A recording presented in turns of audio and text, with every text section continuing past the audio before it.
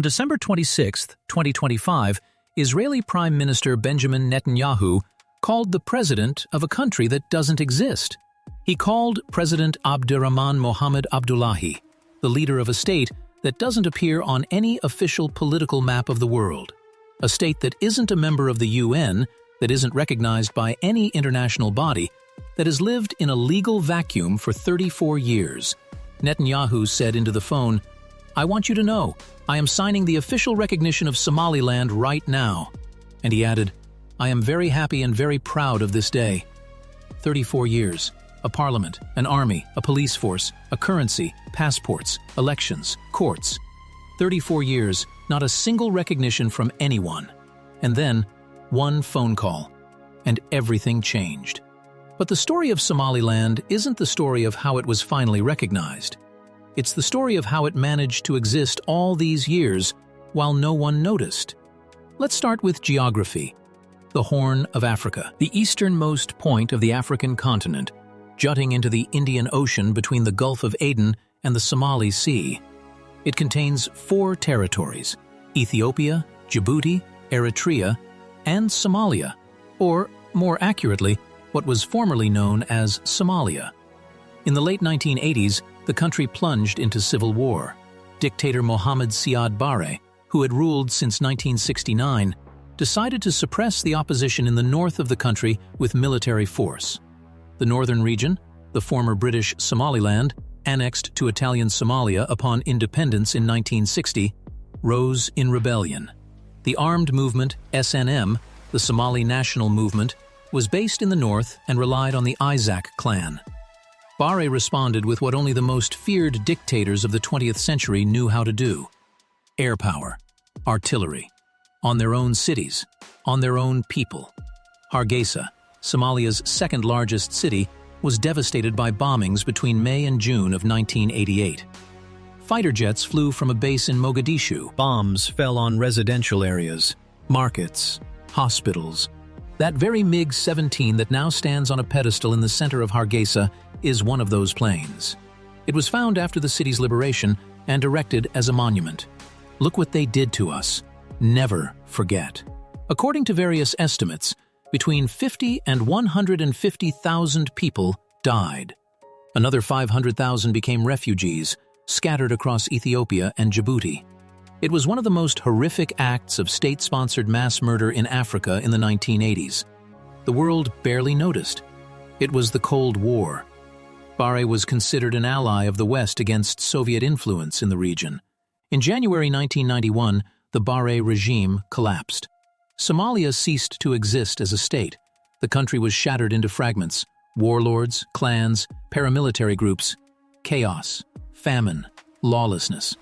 In May 1991, northern leaders gathered in the city of Burao. After several days of negotiations, they made a simple decision. We are no longer part of Somalia. We are Somaliland. We are restoring our historical borders from colonial times, the territory of the former British Somaliland, and starting over. At that moment, no one in the world paid attention. The world was preoccupied with the Gulf War, and here begins what makes Somaliland unique in the history of modern states. They didn't ask permission from anyone. Not the UN, not the African Union, not the former colonial powers, not the Arab League. They just started, without international recognition, without foreign aid, without foreign money, without foreign advisors, without peacekeepers, on their own. For 3 decades, they built a state in the complete silence of international neglect. They began with peace. This was not self-evident. Somaliland is not a homogeneous territory. It is home to representatives of several clans. There were deep grievances between them, built up even before and during the collapse of Somalia. In 1994, a civil war between clans began in Hargeisa. 18 months of fighting, several thousand dead. The city was partially destroyed again. And then something happened that happens almost nowhere else. The clans sat down at the negotiating table themselves, without UN mediators, without American diplomats, without European monitors.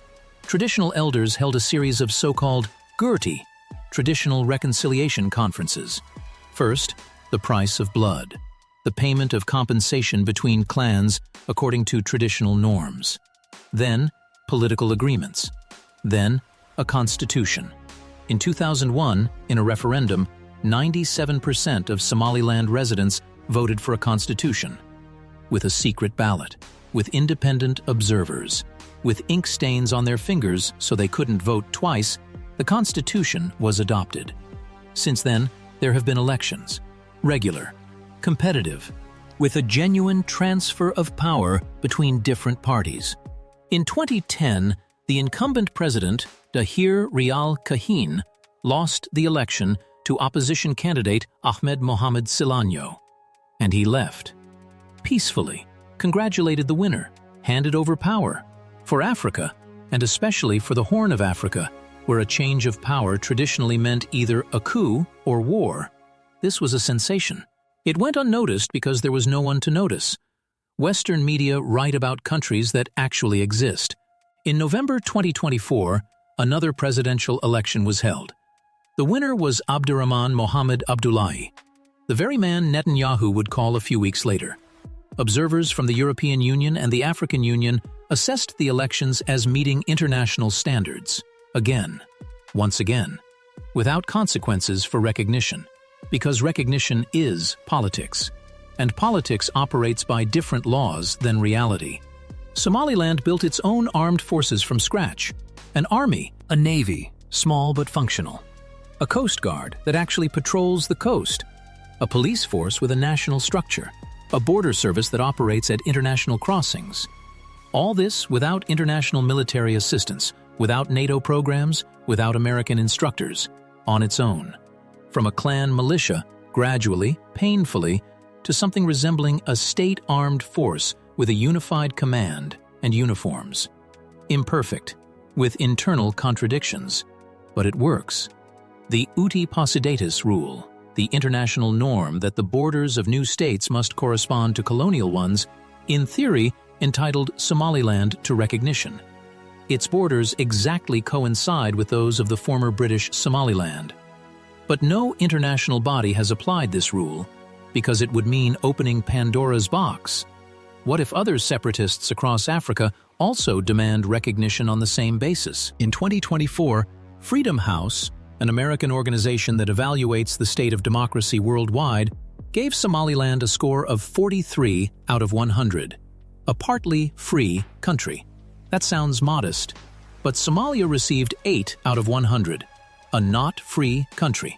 Its neighbor, of which Somaliland is formally considered a part, performs 5 times worse in democratic terms than the non-existent Somaliland. This is not an anomaly. It is a system. Somalia is a UN member state, a recognized one, with a seat in the General Assembly. It effectively controls a third of its territory, where Al-Shabaab and other groups operate. Somaliland is unrecognized by anyone, but it has a real government, a real army, a real police force, and real elections. 2 states, one exists on paper, the other in reality. Hargeisa, the capital of a country that doesn't exist. With a population of about 1 million, the city is the largest in Somaliland. The main street is called Hargeisa Boulevard. Mobile phone stands, restaurants, markets, mosques, microfinance offices, because international banks can't operate in Somaliland. It has no SWIFT code, no international banking status, and not a single international financial partner. People transfer money through the Hawala system, a traditional informal money transfer system used by diasporas around the world. The Somaliland shilling is the national currency. It's not accepted anywhere outside the country. Inside, it works. You can buy a camel at the market, or recharge your mobile phone. Hargeisa is a normal African city, with one difference. It has a MiG-17 fighter jet parked right in the middle of the street, on a pedestal, a monument, a reminder of the bombings of '88, of where we came from, a Somaliland passport, a small green booklet. On the cover is the inscription, Republic of Somaliland, and the coat of arms, an eagle with the Arabic inscription, Allahu Akbar. Inside are the standard fields, name, date of birth, place of birth, photograph, a biometric chip. No country in the world officially recognizes it, but in practice, it is accepted at dozens of airports as a secondary document as sufficient proof of identity. Airlines fly to Hargeisa. Igal Airport is a modern building with international flights and a duty-free zone. Cargo ships call at the port of Berbera, one of the few deep-water natural ports in the region capable of handling vessels with a draft of up to 15 meters. DP World, the largest port operator from Dubai, has managed Berbera since 2017 under a 30-year contract.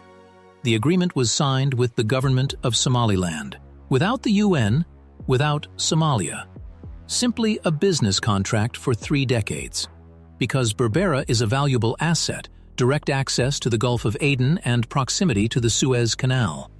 Businesses understood this long before politicians dared to say so. In January 2024, Ethiopia, Africa's largest landlocked country, signed a Memorandum of Understanding with Somaliland.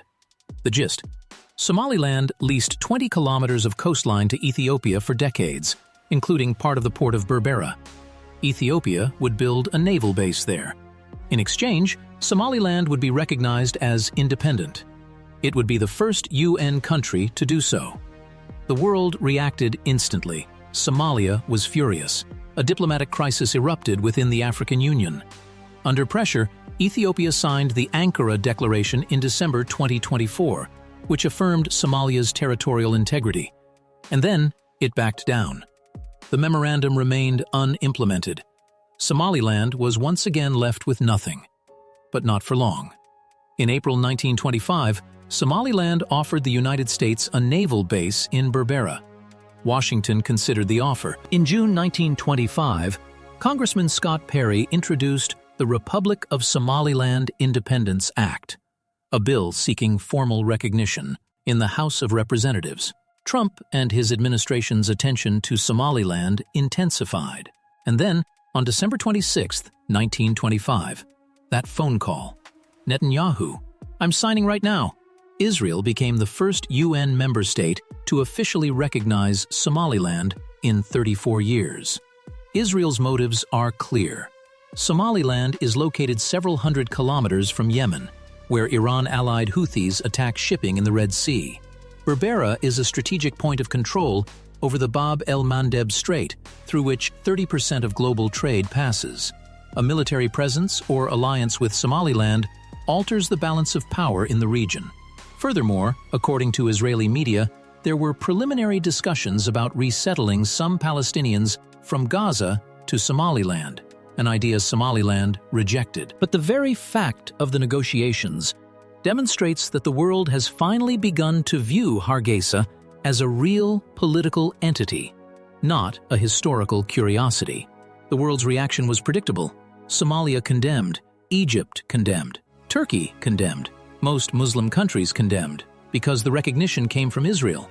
The international community as a whole is in no rush to follow Israel in recognizing Somaliland. The risk of undermining the principle of territorial integrity is too great. But a rift has appeared, the first in 34 years. This is what makes this story an eternal question, one to which international law has no answer. Does Somaliland exist? According to the Montevideo Convention of 1933, there are 4 criteria for statehood: a permanent population, a defined territory, an effective government, and the capacity to enter into relations with other states. Somaliland meets all 4. By all legal criteria, it is a state. By the political will of the international community, it is not. Because recognition is not a legal act, it is political. And politics dictates you can't recognize everyone who wants to secede, otherwise the world will shatter into hundreds of fragments. Abkhazia, Kosovo, Catalonia, Kurdistan. Every unrecognized state is waiting for a precedent. Somaliland is in this queue, one of the most patient in it, one of the most worthy of recognition by all objective criteria, and one of the least recognized, precisely because recognizing it means opening the door to everyone else. But here's the irony. Somaliland refuses to secede from the state. The state from which it seceded, the Somalia of Barre's time, long ceased to exist. Today's Somalia is a different country, barely managing its own territory. According to the UN, the Somali federal government in 2025 controls only part of the country. Al-Shabaab controls vast territories in the south and center. Puntland, Hiral, and other regional entities exist virtually autonomously. Somalia is a patchwork quilt, held together only on paper by the UN. And Somaliland, a non-existent state, is more real than most existing ones. Israel's declaration changed something important. It wasn't the legal status of Somaliland, that's a long process that still lies ahead. It changed the narrative. For 34 years, world leaders could pretend Somaliland didn't exist. Now they can't. Netanyahu called the president of a country that doesn't exist. He congratulated him on his recognition. He wished the people luck. A country that doesn't exist now has one ally among UN member states. This isn't the end of the story. This is only the beginning of its next chapter. 34 years of patience. 34 years of building and avoid. One phone call. The world is slowly beginning to see what was there all along.